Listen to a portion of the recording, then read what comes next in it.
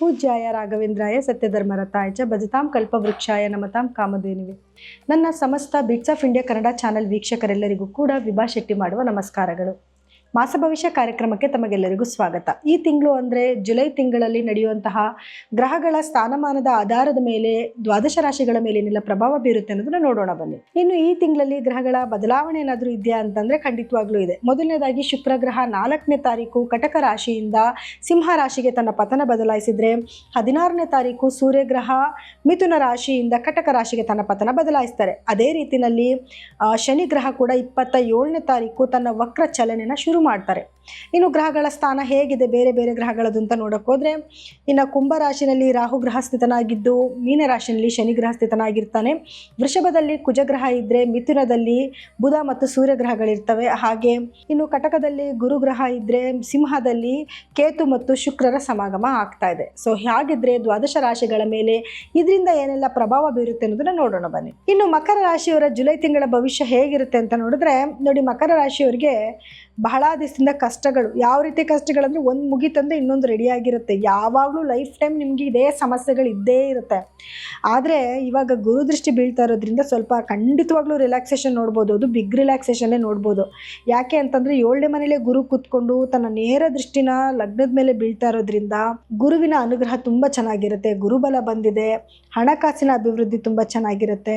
ಮತ್ತು ಮನೆಯಲ್ಲಿ ಗುರುಬಲ ಬಂದಿರೋದ್ರಿಂದ ಶುಭ ಕಾರ್ಯಗಳಾಗುವಂಥದ್ದು, ಮದುವೆ ಆಗಿರ್ಬೋದು, ಏನೇ ಆಗಿರ್ಬೋದು, ಒಳ್ಳೊಳ್ಳೆ ಶುಭ ಕಾರ್ಯಗಳನ್ನ ಖಂಡಿತವಾಗ್ಲೂ ನೀವು ನಿರೀಕ್ಷೆ ಮಾಡಬಹುದು.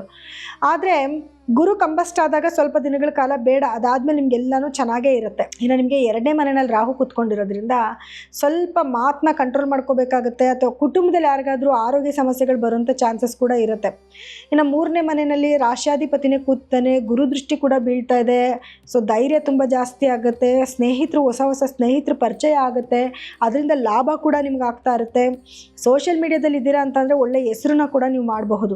5ನೇ ಮನೆ ಅಂತ ನೋಡಕ್ಕೆ ಬಂದಾಗ ಕುಜ ಸ್ಥಿತನಾಗಿ ಕೂತ್ಕೊಂಡಿದ್ದಾನೆ. ಸೊ ಕುಜ ನಿಮಗೆ 5ನೇ ಮೇಲೆ ಕೂತ್ಕೊಂಡಿರೋದ್ರಿಂದ ಭೂಮಿಯಿಂದ ಲಾಭಗಳಾಗುವಂಥದ್ದು. ತುಂಬ ದಿವಸದಿಂದ ಏನಾದ್ರು ನಿರೀಕ್ಷೆ ಮಾಡ್ತಿದ್ರಿ, ಯಾವ್ದಾದ್ರು ಜಾಗ ತೊಗೋಬೇಕು, ಮನೆ ತೊಗೋಬೇಕು, ಸೈಟ್ ತೊಗೋಬೇಕು ಅಂದ್ಕೊಂಡಿದ್ರೆ ಖಂಡಿತವಾಗ್ಲೂ ಅದಕ್ಕೆ ಒಳ್ಳೆ ಸಮಯನೇ ಕೂಡ ನಿಮಗೆ ಬಂದಿದೆ ಅಂತ ಹೇಳ್ಬೋದು. ಅಥವಾ ನೀವೇನಾದ್ರು ಬಿಸ್ನೆಸ್ ಮಾಡ್ತಾ ಇದ್ದೀರಾ, ಭೂಮಿ ತೊಗೊಳ್ಳೋದು ಕೊಡೋದು ವ್ಯಾಪಾರ ಮಾಡ್ತಿದ್ರೆ ಕೂಡ ಅದರಲ್ಲೂ ಒಳ್ಳೆಯ ಲಾಭನ ನೀವು ನಿರೀಕ್ಷೆ ಮಾಡಬಹುದು. ಆದರೆ ಮಕ್ಕಳ ಆರೋಗ್ಯಕ್ಕೆ ಅದು ಒಳ್ಳೆಯದಲ್ಲ.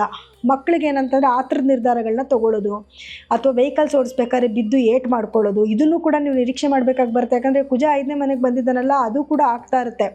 ಇನ್ನು 6ನೇ ಮನೆ ಅಂತ ಬಂದಾಗ ಸೂರ್ಯ ಮತ್ತು ಬುಧರ ಸಮಾಗಮ ಇದೆ. ಗೌರ್ಮೆಂಟಿಂದ ಆಗಬೇಕಾಗಿರೋ ಕೆಲಸಗಳು ಸರಾಗವಾಗಿ ಆಗಿಬಿಡುತ್ತೆ. ನಿಮಗೆ ಗುರುಬಲ ಬೇರೆ ಬಂದಿದೆ. ಕಾಂಪಿಟೇಟಿವ್ ಎಕ್ಸಾಮ್ಸ್ ಏನಾದರೂ ಬರಿತಿದ್ದೀರಾ ಅಂತಂದರೆ ಅದರಲ್ಲಿ ಯಶಸ್ಸನ್ನು ನೋಡುವಂಥದ್ದು, ಅಥವಾ ಏನಾದರೂ ಬ್ಯಾಂಕಲ್ಲಿ ಲೋನ್ಗಳು ಅಪ್ಲೈ ಮಾಡಿದರೆ ಲೋನ್ ಸ್ಯಾಂಕ್ಷನ್ ಆಗುವಂಥದ್ದು, ಎಲ್ಲ ರೀತಿ ಒಂದು ಶುಭ ಸುದ್ದಿಗಳನ್ನ ಖಂಡಿತವಾಗ್ಲೂ ನೀವು ನಿರೀಕ್ಷೆ ಮಾಡ್ಬೋದು ಏನಂದ್ರೆ ಗೌರ್ಮೆಂಟ್ ಕಡೆಯಿಂದ.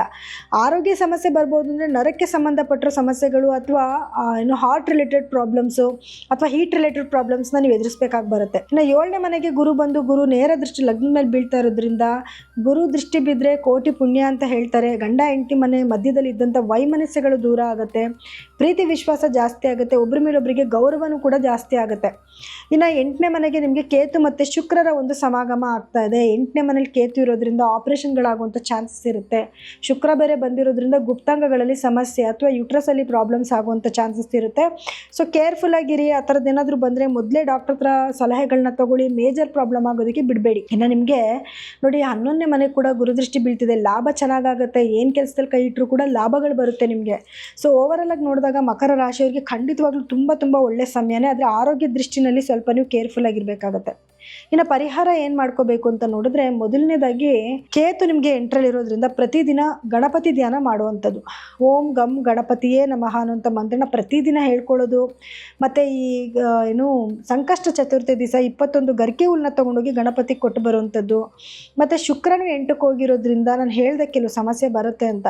ಸೊ ಹಾಗಾಗಿ ಶುಕ್ರವಾರದ ದಿವಸ ಬಿಳಿ ಪದಾರ್ಥಗಳನ್ನ ದಾನ ಮಾಡುವಂಥದ್ದು, ಹಾಲು, ಮೊಸರು, ಸಕ್ಕರೆ, ಅಕ್ಕಿ ಇಂಥದನ್ನ ಡೊನೇಟ್ ಮಾಡೋದು ಕೂಡ ನಿಮಗೆ ಅದೆರಡೇ ನೆಗೆಟಿವಿಟಿ ಅಂತಿರೋದು. ಅದೊಂದು ಮಾಡಿಕೊಂಡ್ರೆ ನಿಮಗೆ ಯಾವುದೇ ಸಮಸ್ಯೆಗಳು ಬರೋದಿಲ್ಲ.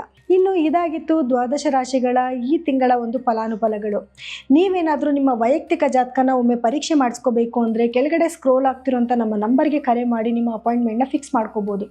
ಏನಕ್ಕೋಸ್ಕರ ನಮ್ಮ ವೈಯಕ್ತಿಕ ಜಾತಕನ ತೋರಿಸ್ಕೋಬೇಕು ಅಂತಂದರೆ, ನೋಡಿ, ನಾವಿವಾಗ ಹೇಳ್ತಿರೋಂಥ ಫಲಗಳಲ್ಲಿ ಕೆಲವೊಂದು ವ್ಯತ್ಯಾಸಗಳು ಆಗುತ್ತೆ. ಯಾಕೆ ಅಂತಂದರೆ, ನಿಮಗೆ ನಿಮಗೆ ಒಳ್ಳೆ ದಶಾಭುಕ್ತಿ ನಡೀತಿದ್ದಿದ್ರೆ ಒಳ್ಳೆ ಫಲಗಳು ಜಾಸ್ತಿ ಆಗುತ್ತೆ. ಅಕಸ್ಮಾತ್ ಏನಾದರೂ ನಿಮಗೆ 6, 12, 8ನೇ ಮನೆಯಲ್ಲಿರುವಂಥ ಗ್ರಹಗಳ ಒಂದು ದಶಾಭುಕ್ತಿ ನಡೀತಿದೆ, ಅದರಲ್ಲಿ ವ್ಯತ್ಯಾಸ ಆಗುತ್ತೆ. ಅದಕ್ಕೆ ತಕ್ಕನಾದ ಪರಿಹಾರಗಳನ್ನ ನೀವು ಮಾಡ್ಕೊಳ್ಳೋದು ತುಂಬ ಮುಖ್ಯ ಆಗಿರುತ್ತೆ ಈ ಒಂದು ಕಾರಣಕ್ಕೋಸ್ಕರ. ಸೊ ಎಲ್ಲರಿಗೂ ಕೂಡ ನನ್ನ ಧನ್ಯವಾದಗಳು.